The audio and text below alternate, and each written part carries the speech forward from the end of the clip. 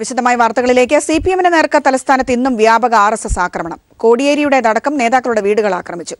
SFI സംസ്ഥാന committee ഓഫീസിന് നേർക്കും ബോംബേറ്. യുവമോർച്ച നേതാവ് ഉൾപ്പെടെ 6 പേർ കസ്റ്റഡിയിലായി. BJP ഓഫീസ് ആക്രമിച്ചതിന് കൌൺസിലർ IP ബിനുവിനെ പോലീസ് കസ്റ്റഡിയിലെടുത്തു. സംഘർഷങ്ങളുടെ പശ്ചാത്തലത്തിൽ 3 ദിവസത്തേക്ക് തലസ്ഥാനത്ത് നിരോധനാജ്ഞ പ്രഖ്യാപിച്ചു.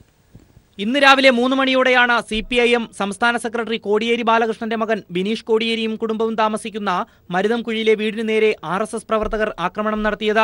അക്രമികൾ വീടിന്റെ ജനൽ ചില്ലുകളും വാഹനങ്ങളും അടിച്ചു തകർത്തു. BJP നടത്തുന്ന അക്രമം അപലപനീയമാണെന്ന് കോടിയേരി പറഞ്ഞു. അക്രമത്തിലൂടെ അഴിമതിക്കെതിരായുള്ള CPIMന്റെ പോരാട്ടം അവസാനിപ്പിക്കാനാകില്ലെന്നും BJPയുടെ പേരിലുള്ള അഴിമതി മറയ്ക്കാനാണ് ഇത്തരം ആക്രമണങ്ങൾ നടത്തുന്നതെന്നും കോടിയേരി പ്രതികരിച്ചു. ഇതവരുടെ സംസ്ഥാന നേതൃത്വം തന്നെ ആസൂത്രണം ചെയ്ത് നടപ്പാക്കുന്ന സംഭവങ്ങളാണ്. RSSന്റെ നേതൃത്വമാണ് ഈ സംഭവങ്ങളെല്ലാം തന്നെ പ്ലാൻ ചെയ്തുകൊണ്ടിരിക്കുന്നത്. ഇത്തരത്തിലുള്ള സംഭവങ്ങൾ വഴി CPM അഴിമതിക്കെതിരായി നടത്തുന്ന പോരാട്ടത്തെ ദുർബലപ്പെടുത്താമെന്ന് RSS കരുതേണ്ടതില്ല. സംഭവം അറിഞ്ഞ് വിവിധ നേതാക്കളാണ് ബിനീഷിന്റെ വീട്ടിലെത്തിയത്. ഇന്നലെ രാത്രി 8 മണിയോടെ ആറ്റുകാൽ ക്ഷേത്ര പരിസരത്തെ CPIM നേതാക്കളുടെ വീടും RSSകാർ ആക്രമിച്ചു. CPIM ജില്ലാ സെക്രട്ടേറിയറ്റ് അംഗം കാട്ടാക്കട ശശി, DYFI സംസ്ഥാന കമ്മിറ്റി അംഗം IP ബിനു, കൌൺസിലർമാരായ കരമനഹരി, പുഷ്പലത, റസിയ ബീഗം, DYFI നേതാവ് ഉണ്ണി, CPIM ചാല ഏരിയ സെക്രട്ടറി സുന്ദർ തുടങ്ങി 15ഓളം നേതാക്കളുടെ വീടുകളാണ് ആക്രമിക്കപ്പെട്ടത്. നിരവധി വാഹനങ്ങളും തകർക്കപ്പെട്ടു. അക്രമി സംഘം വീട്ടിലുണ്ടായിരുന്ന പ്രായമായവരെയും സ്ത്രീകളെയും കുട്ടികളെയും അടിച്ചുവീഴ്ത്തി. നിരവധി പേർ ആശുപത്രിയിലാണ്. ആക്രമണം നടത്തിയവരിൽ സംഘപരിവാർ നേതാക്കൾ ഉൾപ്പെടെ 6 പേരെ പോലീസ് കസ്റ്റഡിയിലെടുത്തിട്ടുണ്ട്. ആക്രമണങ്ങളുടെ തുടർച്ചയായി BJP സംസ്ഥാന കമ്മിറ്റി ഓഫീസും ആക്രമിക്കപ്പെട്ടു. BJP ഓഫീസിന് നേരെ നടന്ന ആക്രമണം തടയാത്തതിന് 2 പോലീസുകാരെ സസ്പെൻഡ് ചെയ്തു. ജില്ലയിലുണ്ടായ ആക്രമണത്തെ തുടർന്ന് ജില്ലയിലെ എല്ലാ പാർട്ടി ഓഫീസുകൾക്കും കനത്ത സുരക്ഷയാണ് ഒരുക്കിയിരിക്കുന്നത്. തിരുവനന്തപുരം ടൗണിൽ സ്ഥാപിച്ചിട്ടുള്ള എല്ലാ പാർട്ടികളുടെയും കൊടിതോരണങ്ങളും കൊടിമരങ്ങളും എടുത്തുമാറ്റാൻ ജില്ലാ ഭരണകൂടം തീരുമാനിച്ചിരിക്കുകയാണ്. ഇതിനിടയിൽ SFI സംസ്ഥാന ഓഫീസിന് നേരെ RSSകാർ എറിഞ്ഞ ബോംബ് പൊട്ടാത്തതിനാൽ വലിയൊരു അപകടമാണ് ഒഴിവായത്. അതേസമയം കുറ്റക്കാർക്കെതിരെ കർശന നടപടി സ്വീകരിക്കുമെന്ന് DGP ലോക്നാഥ് ബെഹ്റ അറിയിച്ചു. News bureau, Thiruvananthapuram. പാർട്ടി ഓഫീസുകൾക്ക് നേരെ നടക്കുന്ന ആക്രമണങ്ങൾ അംഗീകരിക്കാനാകില്ലെന്ന് CPM സംസ്ഥാന സെക്രട്ടറി കോടിയേരി ബാലകൃഷ്ണൻ. BJP സംസ്ഥാന കമ്മിറ്റി ഓഫീസിന് നേരെ ഉണ്ടായ ആക്രമണം അപലപനീയമാണെന്നും കോടിയേരി പറഞ്ഞു. ആക്രമണത്തിൽ പങ്കാളികളായ പാർട്ടി അംഗങ്ങളെ അന്വേഷണ വിധേയമായി സസ്പെൻഡ് ചെയ്യുമെന്നും അദ്ദേഹം തിരുവനന്തപുരത്ത് വ്യക്തമാക്കി.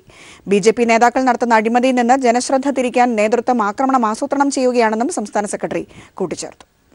കേരളത്തിൽ ക്രമസമാധാനം തകർക്കാൻ കേന്ദ്രഭരണത്തിന്റെ തണലിൽ RSS നടത്തുന്ന ഗൂഢപദ്ധതിയുടെ ഭാഗമാണ്. LDF സർക്കാർ അധികാരത്തിൽ വന്നതിന് ശേഷം തുടർച്ചയായി ഇത്തരം ആക്രമണങ്ങൾ കേരളത്തിൽ സംഘടിപ്പിക്കാനാണ് RSS നേതൃത്വം നൽകുന്നത്. CPM പ്രവർത്തകന്മാരെ പ്രകോപിപ്പിച്ച് അക്രമത്തിലേക്ക് തള്ളിവിടാൻ RSS നടത്തുന്ന ശ്രമമാണ് തിരുവനന്തപുരത്തുണ്ടായിട്ടുള്ള സംഭവം. സമാധാനം സ്ഥാപിക്കാനുള്ള തുടർ ശ്രമങ്ങൾ നടത്തണം. ഇത്തരം സംഭവങ്ങൾ നടന്നു എന്നുള്ളതുകൊണ്ട് ഇനി സമാധാന ശ്രമം വേണ്ട എന്നൊരു നിലപാടെടുക്കാൻ കഴിയില്ല. ഞങ്ങൾ അതിന് സന്നദ്ധമാണ്. BJP അതിന് സന്നദ്ധമാണോ? മെഡിക്കൽ കോളേജ് കോഴ ഉൾപ്പെടെയുള്ള അഴിമതി കഥകൾ BJPയുടെ മുഖം നഷ്ടമാക്കിയിരിക്കുകയാണ്. ഇതിൽ നിന്ന് ജനശ്രദ്ധ തിരിക്കാനുള്ള BJPയുടെ ആസൂത്രിതമായ നീക്കമാണ് CPM നേതാക്കളുടെയും പ്രവർത്തകരുടെയും വീടുകൾക്ക് നേരെയുള്ള ആക്രമണം. കേരളത്തിൽ ക്രമസമാധാനം തകർന്നു എന്ന പ്രതീതി സൃഷ്ടിക്കാനുള്ള ഗൂഢനീക്കവും ഇതിനു പിന്നിലുണ്ട്. അതിലൂടെ സർക്കാരിനെ അസ്ഥിരപ്പെടുത്താമെന്ന വ്യാമോഹവും BJP വച്ചുപുലർത്തുകയാണ്. ആദ്യം ആക്രമണം അഴിച്ചുവിട്ടത് BJP RSS പ്രവർത്തകരാണ്. CPM സമാധാനം ആഗ്രഹിക്കുകയാണ്. CPM പ്രവർത്തകരെ പ്രകോപിപ്പിച്ച് പ്രശ്നങ്ങളുണ്ടാക്കാനും ശ്രമമുണ്ട്. പാർട്ടി സെക്രട്ടറിയുടെ വീട് ഉൾപ്പെടെ ആക്രമിച്ചത് ഇതിന് തെളിവാണെന്നും കോടിയേരി ബാലകൃഷ്ണൻ ചൂണ്ടിക്കാട്ടി. ഏതൊരു സാഹചര്യത്തിലും CPM പ്രവർത്തകർ സംയമനം പാലിക്കണമെന്നും കോടിയേരി ആഹ്വാനം ചെയ്തു. News bureau, Thiruvananthapuram. തിരുവനന്തപുരത്തെ കണ്ണൂരാക്കി മാറ്റാൻ ശ്രമിക്കുന്നുവെന്ന് MM ഹസൻ. കോഴ വിവാദത്തെ മറികടക്കാനാണ് BJP ശ്രമമെന്നും പോലീസ് ഇതിനെതിരെ ശക്തമായ നടപടി സ്വീകരിക്കണമെന്നും MM ഹസൻ ആവശ്യപ്പെട്ടു. തിരുവനന്തപുരത്തെ സമാധാനപരമായ ജനജീവിതത്തിന് വലിയ ഭീഷണി ഉയർത്തിയിരിക്കുകയാണ്. ഈ അക്രമത്തെ ശക്തിയായി അമർച്ച ചെയ്യണമെന്ന് ഞാൻ മുഖ്യമന്ത്രിയോട് ആവശ്യപ്പെടുകയാണ്. തിരുവനന്തപുരത്തെ ഒരു കണ്ണൂരാക്കി മാറ്റാനുള്ള ശ്രമമാണ് നമുക്ക് കാണാൻ കഴിയുന്നത്. അതുകൊണ്ട് എത്രയും വേഗം പോലീസ് ഇതിനെ ശക്തമായി അടിച്ചമർത്തണം. അഴിമതി, തങ്ങൾക്കെതിരെ ഉയർന്നു വന്ന അഴിമതിയിൽ നിന്ന് ജനശ്രദ്ധ തിരിച്ചുവിടാനാണ് RSS ആക്രമണം തുടങ്ങിയത്. വാർത്തകൾ തുടരുന്നു. ലണ്ടനിൽ നടക്കുന്ന ലോക അത്ലറ്റിക് മീറ്റിനുള്ള ഇന്ത്യൻ ടീമിൽ PU ചിത്രയെ ഉൾപ്പെടുത്തണമെന്ന് ഹൈക്കോടതിയുടെ ഇടക്കാല ഉത്തരവ്. 1500 മീറ്ററിൽ ചിത്രയുടെ പങ്കാളിത്തം ഉറപ്പുവരുത്തണമെന്ന് അത്ലറ്റിക് ഫെഡറേഷൻ ഓഫ് ഇന്ത്യയ്ക്കും കേന്ദ്ര സർക്കാരിനും ഹൈക്കോടതി നിർദ്ദേശം നൽകി. ഹർജിയിന്മേൽ തിങ്കളാഴ്ച വിശദമായി വാദം കേൾക്കും. ലോക അത്ലറ്റിക് ചാമ്പ്യൻഷിപ്പിനുള്ള ഇന്ത്യൻ ടീമിൽ നിന്ന് ഒഴിവാക്കിയതിനെതിരെ PU ചിത്ര സമർപ്പിച്ച ഹർജിയിലാണ് ഹൈക്കോടതിയുടെ ഇടക്കാല ഉത്തരവ്. ലോക ചാമ്പ്യൻഷിപ്പിനുള്ള മത്സരാർത്ഥികളുടെ തെരഞ്ഞെടുപ്പ് നീതിപൂർവമല്ലെന്ന് ഹൈക്കോടതി വ്യക്തമാക്കി. ചിത്രയെ തഴഞ്ഞ് ടീമിൽ അനർഹരെ ഉൾപ്പെടുത്തിയെന്നും കോടതി നിരീക്ഷിച്ചു. 1500 മീറ്ററിൽ ചിത്രയുടെ പ്രാതിനിധ്യം ഉറപ്പാക്കാൻ ഇന്ത്യൻ അത്ലറ്റിക് ഫെഡറേഷൻ ഓഫ് ഇന്ത്യയ്ക്കും കേന്ദ്ര സർക്കാരിനും ഹൈക്കോടതി നിർദ്ദേശം നൽകി. ചിത്രയുടെ പരാതിയിൽ ന്യായമുണ്ടെന്ന് ഹർജിയുടെ വാദത്തിനിടെ കോടതി നിരീക്ഷിച്ചിരുന്നു. അത്ലറ്റിക് ഫെഡറേഷനുമേൽ നിയന്ത്രണങ്ങൾ ഇല്ലെന്ന് കേന്ദ്ര സർക്കാർ കോടതിയിൽ നേരത്തെ വിശദീകരണം നൽകിയിരുന്നു. മാനദണ്ഡങ്ങൾ ലംഘിച്ച് ഒറീസയിൽ നിന്നുള്ള ദ്വിദ്വി ചന്ദ് എന്ന അത്ലറ്റിനെ ടീമിലെടുത്തെന്ന് ചിത്രയുടെ അഭിഭാഷകൻ കോടതിയെ അറിയിച്ചു. ചിത്രയുടെ ഇനമായ 1500 മീറ്റർ ഓഗസ്റ്റ് 4-നാണെന്ന് ഫെഡറേഷൻ കോടതിയിൽ വിശദീകരണം നൽകിയതിനെ തുടർന്നാണ് ഹൈക്കോടതി ഹർജിയിൽ അടിയന്തരമായി ഇടക്കാല ഉത്തരവ് പുറപ്പെടുവിച്ചത്. News bureau, Kochi. PU ചിത്രയെ ലോക അത്ലറ്റിക്സിനുള്ള ഇന്ത്യൻ ടീമിൽ ഉൾപ്പെടുത്തണമെന്ന ഹൈക്കോടതി ഉത്തരവ് നടപ്പാക്കാൻ ഫെഡറേഷൻ ബാധ്യസ്ഥരെന്ന് കേന്ദ്ര കായിക മന്ത്രി വിജയ് ഗോയൽ. ചിത്രയെ ടീമിൽ ഉൾപ്പെടുത്താൻ ഫെഡറേഷനോട് ആവശ്യപ്പെടുമെന്നും വിജയ് ഗോയൽ വ്യക്തമാക്കി. എന്നാൽ 24-അംഗ ഇന്ത്യൻ ടീം ഇക്കഴിഞ്ഞ തിങ്കളാഴ്ച തന്നെ ലണ്ടനിലേക്ക് പറന്നിരുന്നു. PU ചിത്രയെ ലോക മീറ്റിൽ പങ്കെടുപ്പിക്കണമെന്ന് ഇപ്പോൾ ഹൈക്കോടതി ഉത്തരവിനെ സ്വാഗതം ചെയ്ത് മുഖ്യമന്ത്രി. നിഷേധിക്കപ്പെട്ട നീതി ഹൈക്കോടതിയിലൂടെ ചിത്രയ്ക്ക് ലഭിക്കുന്നുണ്ട്. വിധി എന്തുകൊണ്ടും സ്വാഗതാർഹമാണ്. AFA കടുത്ത അനീതിയാണ് കാണിച്ചതെന്ന് ഹൈക്കോടതിയും സ്ഥിരീകരിച്ചു. ലോക മീറ്റിൽ ചിത്ര തന്റെ ഏറ്റവും മികച്ച പ്രകടനം കാഴ്ചവെക്കുമെന്ന് പ്രതീക്ഷിക്കുന്നു. ചിത്രയ്ക്ക് കേരള സർക്കാരിന്റെയും ജനങ്ങളുടെയും എല്ലാവിധ പിന്തുണയും ഉണ്ടാകുമെന്നും മുഖ്യമന്ത്രി ഫേസ്ബുക്ക് പോസ്റ്റിലൂടെ അറിയിച്ചു. PU ചിത്രയെ ലോക അത്ലറ്റിക് ചാമ്പ്യൻഷിപ്പിൽ പങ്കെടുപ്പിക്കണമെന്ന ഹൈക്കോടതി വിധിയെ സ്വാഗതം ചെയ്യുന്നതായി കായിക വകുപ്പ് മന്ത്രി AC മൊയ്തീൻ. ഈ വിഷയത്തിൽ സംസ്ഥാന സർക്കാരിന്റെയും കായിക കേരളത്തിന്റെയും നിലപാടുകൾ ശരിയാണെന്ന് തെളിഞ്ഞിരിക്കുകയാണ്. ചിത്രയെ ലോക ചാമ്പ്യൻഷിപ്പിൽ പങ്കെടുപ്പിക്കാൻ കേന്ദ്ര സർക്കാരും ദേശീയ അത്ലറ്റിക് ഫെഡറേഷനും അടിയന്തരമായി ഇടപെടണമെന്നും അദ്ദേഹം ആവശ്യപ്പെട്ടു. ലോക അത്ലറ്റിക് ചാമ്പ്യൻഷിപ്പിനുള്ള ഇന്ത്യൻ ടീമിൽ PU ചിത്രയെ ഉൾപ്പെടുത്തണമെന്നുള്ള ഹൈക്കോടതി വിധിയിൽ സന്തോഷമുണ്ടെന്ന് ചിത്രയുടെ മാതാപിതാക്കളും. സർക്കാരിന്റെ ഇടപെടൽ കൊണ്ടാണ് ഇത്തരമൊരു വിധി ഉണ്ടായതെന്നും അവർ വ്യക്തമാക്കി. ആദ്യമായി പറയുന്നത് ഇന്ത്യയിലെ ജനങ്ങളുടെ അടുത്തും കേരളത്തിലെ ജനങ്ങളുടെ അടുത്തും ഞങ്ങൾ താഴ്മയോടെ പറയുന്നു. അവരാണ് ഇതിൽ നിന്നത്. എല്ലാവരും പ്രാർത്ഥിക്കുന്നു. 3-ാം സ്ഥാനം അവർക്ക് കിട്ടണമെന്ന് എല്ലാ ജനങ്ങളും പ്രാർത്ഥിക്കണം മാത്രം പറഞ്ഞുകൊണ്ട് പൈസയും പണവും ആളും വിദ്യാഭ്യാസം ഇല്ലാത്തവരും തരം താഴ്ത്താന്നുള്ളതാണ് ഇപ്പോൾ ഇതിൽ മനസ്സിലാക്കാൻ ഞങ്ങൾക്ക് കഴിഞ്ഞത്. സർക്കാരെന്നല്ല ജനങ്ങളും ഫുള്ളായ സപ്പോർട്ട് തന്നെയാണ്. ഞങ്ങളെക്കാട്ടി സങ്കടം ജനങ്ങൾക്കുണ്ട്. ജനങ്ങളുടെ നല്ല സപ്പോർട്ടുണ്ട്. കായിക രംഗത്തെ ദുഷ്പ്രവണതകളെ വിമർശിച്ച് മുഖ്യമന്ത്രി പിണറായി വിജയൻ. കായിക രംഗത്ത് പ്രഗത്ഭർക്ക് വ്യക്തി താൽപര്യവും വിവേചനവും ഉണ്ടാകരുത്. പിന്നാലെ വരുന്ന ഇളം തലമുറയെ ഒരേ മനസ്സോടെ കാണണം. ദേശീയ ഗെയിംസിൽ മെഡൽ ജേതാക്കളായ കായിക താരങ്ങൾക്ക് സർക്കാർ ജോലി നൽകിക്കൊണ്ട് ഉള്ള ഔദ്യോഗിക ചടങ്ങിൽ സംസാരിക്കുകയായിരുന്നു അദ്ദേഹം. സംസ്ഥാനത്തെ കായിക രംഗത്തെ മോശം പ്രവണതകളെ അംഗീകരിക്കാൻ ഈ സർക്കാർ ഒരുക്കമല്ലെന്ന് വ്യക്തമാക്കിയാണ് 35ാമത് ദേശീയ ഗെയിംസ് മെഡൽ ജേതാക്കൾക്ക് നിയമന ഉത്തരവ് നൽകിയ ചടങ്ങിൽ മുഖ്യമന്ത്രി പിണറായി വിജയൻ സംസാരിച്ചത്. കായിക രംഗത്ത് പ്രാഗൽഭ്യമുള്ളവർ തങ്ങളുടെ പിൻതലമുറക്കാരായ ഇളം കുരുന്നുകളെ ഒരേ കണ്ണോടും മനസ്സോടും കാണാൻ കഴിയുന്നവരാകണമെന്ന് മുഖ്യമന്ത്രി പറഞ്ഞു. വിവേചനവും വ്യക്തിതാൽപര്യവും ഈ രംഗത്തേക്ക് വരുന്ന പുതിയ കുട്ടികളുടെ അപാര സാധ്യതകൾ അടച്ച് അന്ധകാരത്തിലാക്കുമെന്നും മുഖ്യമന്ത്രി ഓർമ്മപ്പെടുത്തി. കിടമത്സരങ്ങൾക്ക് മറ്റൊട്ടേറെ വേദി നമ്മുടെ നാട്ടിലുണ്ട്. അവിടെ ആയിക്കോട്ടെ, ഇവിടെ ആ കിടമത്സരങ്ങൾക്ക് അവസരം നൽകാതിരിക്കുകയാണ് വേണ്ടത്. കായിക രംഗത്ത് പ്രാഗൽഭ്യമുള്ളവർ തങ്ങൾക്ക് പിന്നാലെ വരുന്ന ഇളം കുരുന്നുകളെ ഒരേ കണ്ണോടും ഒരേ മനസ്സോടും വേണം കാണാൻ. അവിടെ ഒരു വിധത്തിലുള്ള വിവേചനവും ഉണ്ടായിക്കൂടാ, ഒരുവിധ വ്യക്തി താല്പര്യവും ഉണ്ടായിക്കൂടാ.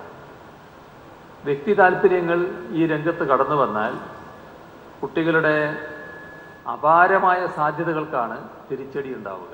ദേശീയ ഗെയിംസിൽ പങ്കെടുത്ത 35 താരങ്ങൾക്കാണ് മുഖ്യമന്ത്രി ചടങ്ങിൽ നിയമന ഉത്തരവ് കൈമാറിയത്. ദേശീയ ഗെയിംസിൽ ടീമിനങ്ങളിൽ വിജയം കൈവരിച്ച 83 താരങ്ങൾക്ക് പൊതുമേഖലാ സ്ഥാപനങ്ങളിൽ ജോലി നൽകാനുള്ള നടപടികൾ നടന്നുവരുന്നതായും മുഖ്യമന്ത്രി അറിയിച്ചു. ചടങ്ങിൽ കായികമന്ത്രി AC മൊയ്തീൻ അധ്യക്ഷനായിരുന്നു. News bureau, Thiruvananthapuram. തിരികെ വാർത്തകളിലേക്ക്. സംസ്ഥാന സർക്കാരിന്റെ അനുമതിയില്ലാതെ മിസോറാം സർക്കാർ കേരളത്തിൽ ലോട്ടറി വിൽക്കാൻ നടത്തിയ നീക്കം നിയമവിരുദ്ധമാണെന്ന് ധനമന്ത്രി തോമസ് ഐസക്. കേന്ദ്ര സർക്കാരിന്റെ ലോട്ടറി വിൽപ്പന ചട്ടങ്ങളുടെ ലംഘനമാണിത്. നിയമം പാലിക്കാതെ ലോട്ടറി വിൽക്കുന്നവർക്കെതിരെ നിയമ നടപടി സ്വീകരിക്കുമെന്നും ധനമന്ത്രി വ്യക്തമാക്കി. കഴിഞ്ഞ ദിവസവും ഇന്നുമായിട്ടാണ് മിസോറാം സർക്കാരിന്റെ ലോട്ടറിയുടെ പരസ്യം സംസ്ഥാനത്തെ പത്രങ്ങളിലും സമൂഹ മാധ്യമങ്ങളിലും വന്നത്. കേന്ദ്ര സർക്കാരിന്റെ ലോട്ടറി വിൽപ്പന ചട്ടങ്ങൾ ലംഘിക്കുന്ന നടപടിയാണ് മിസോറാം സർക്കാരിന്റേത് എന്നതാണ് സംസ്ഥാന സർക്കാരിന്റെ നിലപാട്.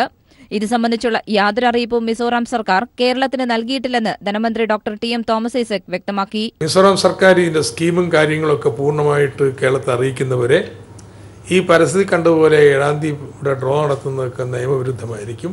ആ ടിക്കറ്റുകൾ വിൽക്കുന്നതും അത് തെറ്റായിരിക്കും. ഞങ്ങളുടെ നിലപാട് ഇതൊരു കബളിപ്പിക്കലാണ്. വിൽപ്പനയ്ക്കായി കേരളത്തിലെത്തിക്കുന്ന ടിക്കറ്റുകളുടെ എണ്ണം, മൂല്യം, വിൽപ്പനക്കാരുടെയും ഉപ ഏജന്റുമാരുടെയും വിശദാംശങ്ങൾ, ലോട്ടറി സ്കീം എന്നിവ ബന്ധപ്പെട്ട ഉദ്യോഗസ്ഥർക്ക് നൽകേണ്ടതുണ്ട്. ഇത്തരം നിയമങ്ങൾ പാലിക്കാത്തവർക്കെതിരെ നിയമ നടപടി സർക്കാർ സ്വീകരിക്കും. നിയമവിരുദ്ധമായി ലോട്ടറി വിൽക്കുന്നവരെക്കുറിച്ച് പോലീസ് അന്വേഷിക്കുമെന്നും ധനമന്ത്രി പറഞ്ഞു. ഇനിയിപ്പോ ഏതായാലും ടാക്സുകാര് ഈ ടാക്സ് ചട്ടം പാലിക്കാത്തതിന്റെ അടിസ്ഥാനത്തിൽ ചെയ്യുന്നത് പിടിച്ചെടുക്കും. സംശയം കേരള സർക്കാരിന്റെ ലോട്ടറി വിൽക്കുന്ന ഏജന്റുമാർക്ക് അന്യസംസ്ഥാന ലോട്ടറി വിൽക്കാൻ കഴിയില്ല. അത്തരക്കാരുടെ രജിസ്ട്രേഷൻ റദ്ദാക്കാനാണ് സർക്കാർ തീരുമാനം. സാന്റിയാഗോ മാർട്ടിനുമായി ബന്ധമുള്ള ഏജന്റുമാർക്ക് നോട്ടീസ് നൽകും. നിലവിൽ മിസോറാം സർക്കാരിന്റെ നിയമലംഘനം ചൂണ്ടിക്കാട്ടി കേന്ദ്ര സർക്കാരിനും മിസോറാം സർക്കാരിനും സംസ്ഥാനം കത്തയക്കും. നിയമലംഘനമുണ്ടെങ്കിൽ നിരോധിക്കണമെന്നാവശ്യപ്പെട്ട് കേന്ദ്രത്തിന് കത്തയക്കാനാണ് സർക്കാർ തീരുമാനം. News bureau, Thiruvananthapuram. People impact. ദിലീപിന്റെ മിച്ചഭൂമി പിടിച്ചെടുക്കാൻ നടപടി ആരംഭിച്ചു. 5 ജില്ലകളിലെ ഭൂമി ഇടപാടുകളുടെ വിവരങ്ങൾ നൽകാൻ കളക്ടർമാർക്ക് നിർദ്ദേശം. ദിലീപിന്റെ കൈവശം 6.67 ഏക്കർ മിച്ചഭൂമിയുണ്ടെന്ന് വാർത്ത നൽകിയത് പീപ്പിൾ ടിവിയാണ്. സംസ്ഥാനത്തെ 5 ജില്ലകളിലായി ദിലീപ് വാങ്ങിയ ഭൂമിയിൽ പരിധിയിലധികമുള്ള ഭൂമിക്ക് മേൽ മിച്ചഭൂമി കേസെടുക്കാനുള്ള നടപടികളാണ് സർക്കാരിന്റെ നിർദ്ദേശപ്രകാരം സംസ്ഥാന ലാൻഡ് ബോർഡ് ആരംഭിച്ചത്. ദിലീപിന്റെ ഭൂമി സംബന്ധിച്ച വിശദാംശങ്ങൾ നൽകണമെന്ന് കാണിച്ച് ജില്ലാ കളക്ടർമാർക്ക് ലാൻഡ് ബോർഡ് നോട്ടീസ് അയച്ചു. പീപ്പിൾ ടിവി വാർത്ത പുറത്തുവിട്ടതിനെ തുടർന്നാണ് സർക്കാർ നടപടി. രജിസ്ട്രേഷൻ വകുപ്പ് ശേഖരിച്ച ദിലീപിന്റെ ഭൂമിയുടെ പ്രാഥമിക വിവരങ്ങളും നോട്ടീസിനൊപ്പം കളക്ടർമാർക്ക് ലാൻഡ് ബോർഡ് കൈമാറിയിട്ടുണ്ട്. തൃശൂർ, എറണാകുളം, കോട്ടയം, ഇടുക്കി, ആലപ്പുഴ എന്നീ ജില്ലാ കളക്ടർമാർക്കാണ് നോട്ടീസ് നൽകിയിരിക്കുന്നത്. ഇന്ന് വൈകിട്ട് 5 മണിക്ക് മുൻപായി വിവരങ്ങൾ നൽകണമെന്നും നോട്ടീസിൽ ആവശ്യപ്പെട്ടിട്ടുണ്ട്. രജിസ്ട്രേഷൻ വകുപ്പ് നൽകിയ പട്ടികകൾക്കപ്പുറം ദിലീപിനും കുടുംബത്തിനും ഭൂമിയുണ്ടോ, ഭൂമിയുടെ തണ്ടപ്പേർ വിശദാംശങ്ങൾ എന്നിവയാണ് ലാൻഡ് ബോർഡ് ആവശ്യപ്പെട്ടിരിക്കുന്നത്. രജിസ്ട്രേഷൻ വകുപ്പിന്റെ രേഖകൾ പ്രകാരം 5 ജില്ലകളിലായി ദിലീപിനും കുടുംബത്തിനും 21.67 ഏക്കർ ഭൂമിയുണ്ട്. നിയമാനുസൃത ഭൂപരിധിയായ 15 ഏക്കർ കഴിഞ്ഞാൽ 6.67 ഏക്കർ ഭൂമിയാണ് മിച്ചഭൂമിയായി ദിലീപിന്റെ കൈവശം ഉള്ളത്. ഇത് തിരിച്ചുപിടിക്കാനുള്ള നടപടിയാണ് ലാൻഡ് ബോർഡ് സ്വീകരിക്കുന്നത്. Leslie John, Thiruvananthapuram. വാർത്തകളിലേക്ക്. 27ാമത് ഭീമ ബാലസാഹിത്യ അവാർഡ് കോഴിക്കോട് നടന്ന ചടങ്ങിൽ വിതരണം ചെയ്തു. Kairali TV. Senior news editor K. Rajendran Malayalam സർവകലാശാല വൈസ് ചാൻസലർ കെ. ജയകുമാറിൽ നിന്ന് അവാർഡ് ഏറ്റുവാങ്ങി. ശില്പവും 70,000 രൂപയും അടങ്ങുന്നതാണ് പുരസ്കാരം. RCCയിലെ അത്ഭുത കുട്ടികൾ എന്ന പുസ്തകമാണ് രാജേന്ദ്രനെ അവാർഡിന് അർഹനാക്കിയത്. കോഴിക്കോട് നടന്ന അവാർഡ് വിതരണ ചടങ്ങ് സാഹിത്യകാരൻ M. മുകുന്ദൻ ഉദ്ഘാടനം ചെയ്തു. 18 വയസ്സിന് താഴെയുള്ള കുട്ടികളുടെ കൃതിക്കുള്ള അവാർഡ് M. കാളിദാസിന് വേണ്ടി അച്ഛനും സഹോദരനും ചേർന്ന് ഏറ്റുവാങ്ങി. B. ഗിരിരാജൻ അധ്യക്ഷത വഹിച്ച ചടങ്ങിൽ ഗാന്ധി സ്മാരക നിധി chairman doctor N. Radhakrishnan Nair Bhima Pattar അനുസ്മരണ പ്രഭാഷണം നടത്തി.